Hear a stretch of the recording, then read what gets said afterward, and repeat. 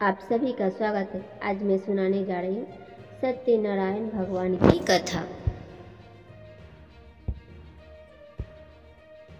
सत्यनारायण भगवान की कथा लोक में प्रचलित है। हिंदू धर्मावलंबियों के बीच सबसे प्रतिष्ठित व्रत कथा के रूप में भगवान विष्णु के सत्य स्वरूप की सत्यनारायण व्रत कथा है। कुछ लोग मनौती पूरी होने पर, कुछ अन्य नियमित रूप से इस कथा का आयोजन करते हैं। सत्यनारायण व्रत कथा के दो भाग हैं, व्रत पूजा एवं कथा। सत्यनारायण व्रत कथा स्कंद पुराण के रेखाखंड से संकलित की गई है। को नारायण विष्णु जी के रूप में पूजन ही सत्यनारायण भगवान की पूजा है। इसका दूसरा अर्थ यह है कि संसार में एकमात्र भगवान नारायण ही सत्य है, बाकी सब माया है। भगवान की पूजा कई रूपों में की जाती है, उनमें से भगवान का सत्यनारायण स्वरूप इस कथा में बताया गया है। इसके मूल पाठ में पाठांतर से लगभग 170 श्लोक संस्कृत भाषा में उपलब्ध है, जो 5 अध्यायों में बटे हुए हैं। इस कथा के दो प्रमुख विषय हैं, जिनमें एक है संकल्प को भूलना और दूसरा है प्रसाद का अपमान। व्रत कथा के अलग अलग अध्यायों में छोटी कहानियों के माध्यम से बताया गया है कि सत्य का पालन न करने पर किस प्रकार की समस्या आती है। इसलिए जीवन में सत्य व्रत का पालन पूरी निष्ठा और सुदृढ़ता के साथ करना चाहिए। ऐसा न करने पर भगवान न केवल नाराज होते हैं, अपितु दंड स्वरूप संपत्ति और बंधु बांधवों के सुख से वंचित भी कर देते हैं। इस अर्थ में यह कथा लोक में सच्चाई की प्रतिष्ठा का लोकप्रिय और सर्वमान्य धार्मिक साहित्य है। प्रायः पूर्णमासी को इस कथा का परिवार में वाचन किया जाता है। अन्य पर्वों पर भी इस कथा को विधि विधान से करने का निर्देश दिया गया है। इनकी पूजा में केले के पत्ते व फल के अतिरिक्त पंचामृत, पंचगव्य, सुपारी, पान, तिल, मोली, रोली, कुमकुम, दुर्वा की आवश्यकता होती है, जिनसे भगवान की पूजा होती है। सत्यनारायण की पूजा के लिए दूध, मधु, केला, गंगा जल, तुलसी पत्ता, मेवा मिलाकर पंचामृत बनाया जाता है, जो भगवान को अत्यंत प्रिय है। इन्हें प्रसाद के रूप में फल मिष्ठान के अतिरिक्त आटे को भूनकर उसमें चीनी मिलाकर एक प्रसाद बनता है, जिसे पंजीरी कहा जाता है, उसका भी भोग लगता है। सत्यनारायण व्रत कथा पुस्तिका के प्रथम अध्याय में यह बताया गया है कि सत्यनारायण भगवान की पूजा कैसे की जाए। संक्षेप में यह विधि निम्नलिखित है। जो व्यक्ति सत्यनारायण की पूजा का संकल्प लेते हैं, उन्हें दिन भर व्रत रखना चाहिए। पूजन स्थल को गाय के गोबर से पवित्र करके वहां एक अल्पना बनाएं और उस पर पूजा की चौकी रखें। इस चौकी के चारों पाए के पास केले का वृक्ष लगाएं। इस चौकी पर शालिग्राम या ठाकुर जी या श्री सत्यनारायण की प्रतिमा स्थापित करें। पूजा करते समय सबसे पहले गणपति की पूजा करें, फिर इंद्रादि 10 दिक्पाल की और क्रमशः 5 लोकपाल सीता सहित राम लक्ष्मण की, राधा कृष्ण की। इनकी पूजा के पश्चात ठाकुर जी व सत्यनारायण की पूजा करें। इसके बाद लक्ष्मी माता की और अंत में महादेव और ब्रह्मा जी की पूजा करें। पूजा के बाद सभी देवों की आरती करें और चरणामृत लेकर प्रसाद वितरण करें। सत्यनारायण व्रत कथा पर पूरा संदर्भ यह है कि पूरा काल में सौन, कादी ऋषि, नैमिषारण्य स्थित महर्षि सूत के आश्रम पर पहुँचे। ऋषिगण महर्षि सूत से प्रश्न करते हैं कि लौकिक कष्ट मुक्ति, सांसारिक सुख समृद्धि एवं पारलौकिक लक्ष्य की सिद्धि के लिए सरल उपाय क्या है।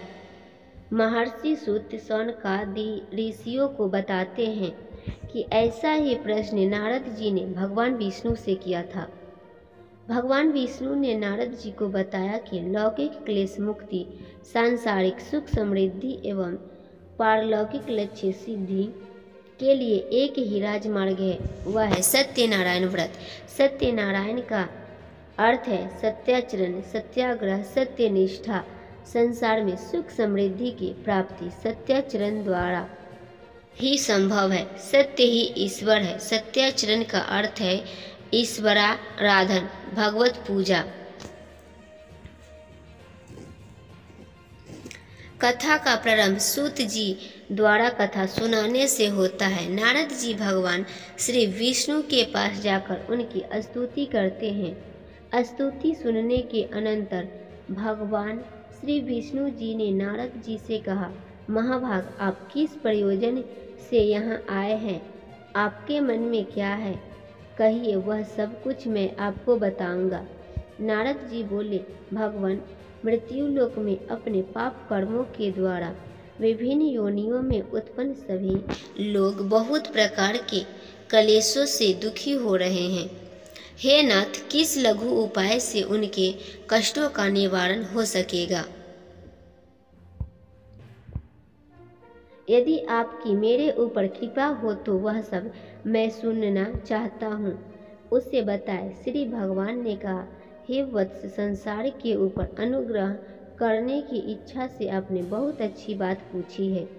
जिस व्रत के करने से प्राणी मोह से मुक्त हो जाता है उसे आपको बताता हूँ। सुने। हे वत्स, स्वर्ग और मृत्यु लोक में दुर्लभ भगवान सत्यनारायण का एक महान पुण्यप्रद व्रत है। आपके स्नेह के कारण इस समय में उसे कह रहा हूँ। अच्छी प्रकार विधि विधान से भगवान सत्यनारायण व्रत करके मनुष्य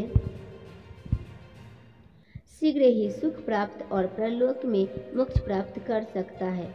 भगवान की ऐसी वाणी सुनकर नारद मुनि ने कहा, प्रभु, इस व्रत को करने का फल क्या है? इसका विधि विधान क्या है? इस व्रत को किसने किया और इसे कब करना चाहिए? यह सब विस्तार पूर्वक बतलाइए। श्री भगवान ने कहा, यह सत्यनारायण व्रत दुख सुख आदि का शमन करने वाला, धन धान्य की वृद्धि करने वाला, सौभाग्य और संतान देने वाला तथा सर्वत्र विजय प्रदान करने वाला है।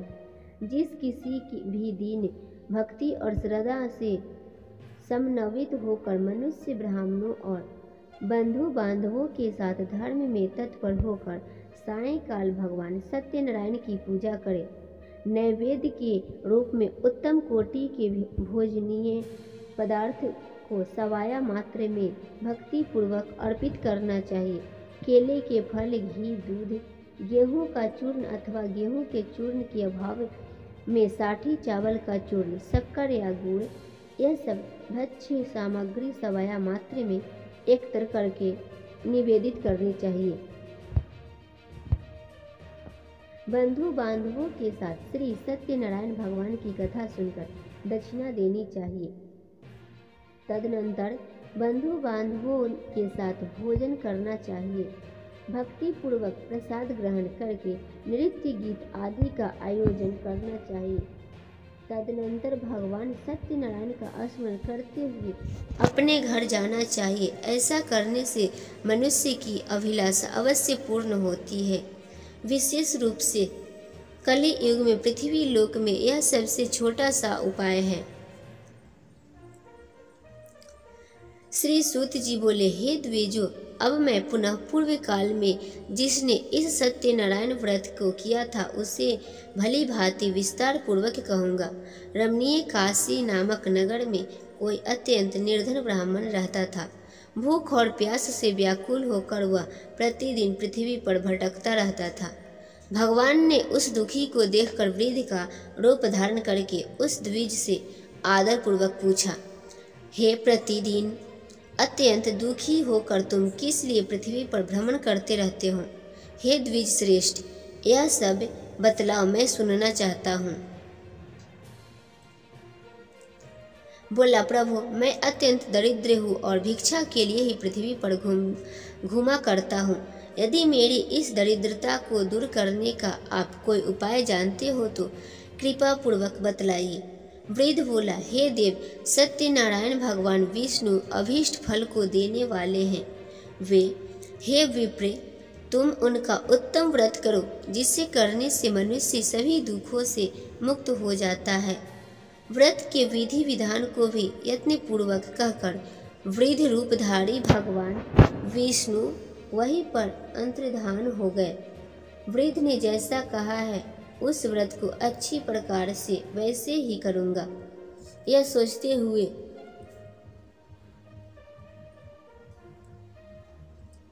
उसको रात में नींद नहीं आई।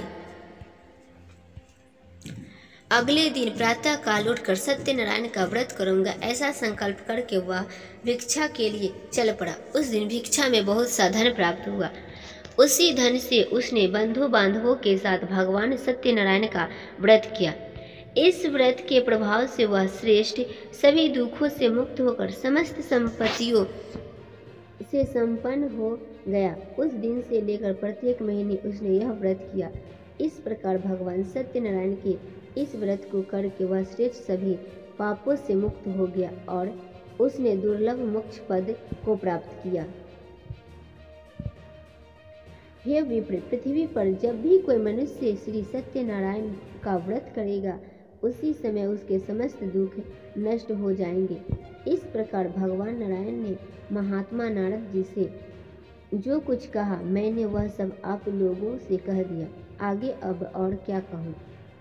हे मुने, इस पृथ्वी पर उससे सुने हुए इस व्रत को किसने किया, हम वह सब सुनना चाहते हैं। उस व्रत पर हमारी श्रद्धा हो रही है। श्री सूत जी बोले, मुनियों, पृथ्वी पर जिसने यह व्रत किया उसे आप लोग सुने। एक बार वह द्विज श्रेष्ठ अपनी धन संपत्तियों के अनुसार बंधु बांधवों तथा परिवारजनों के साथ व्रत करने के लिए उद्यत हुआ। इसी बीच एक लकड़हारा वहां आया और लकड़ी बाहर रखकर उस ब्राह्मण के घर गया।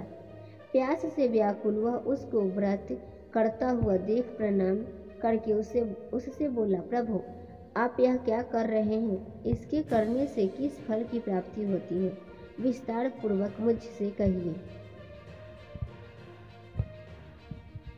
प्रण ने कहा, यह सत्यनारायण का व्रत है जो सभी मनोरथों को प्रदान करने वाला है। उसी के प्रभाव से मुझे यह सब महान धन धान्य आदि प्राप्त हुआ है। जल पीकर तथा प्रसाद ग्रहण करके वह नगर चला गया। सत्यनारायण देव के लिए मन से ऐसा सोचने लगा कि आज लकड़ी बेचने से जो धन प्राप्त होगा उसी धन से भगवान सत्यनारायण का श्रेष्ठ व्रत करूँगा। इस प्रकार मन से चिंतन करता हुआ लकड़ी को मस्तक पर रखकर उस सुंदर नगर में गया जहाँ धन संपन्न लोग रहते थे। उस दिन उसने लकड़ी का दुगुना मूल्य प्राप्त किया। इसके बाद प्रसन्न हृदय होकर वह पके हुए केले का फल, शर्करा, घी, दूध और गेहूं का चूर्ण सवाया मात्रा में लेकर अपने घर आया। तत्पश्चात उसने अपने बांधवों को बुलाकर विधि विधान से भगवान श्री सत्यनारायण का व्रत किया।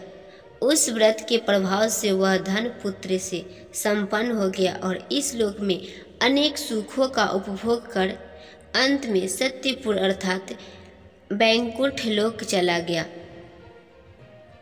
इस वीडियो में अंत तक बने रहने के लिए धन्यवाद। भगवान आपकी हर मुराद पूरी करे।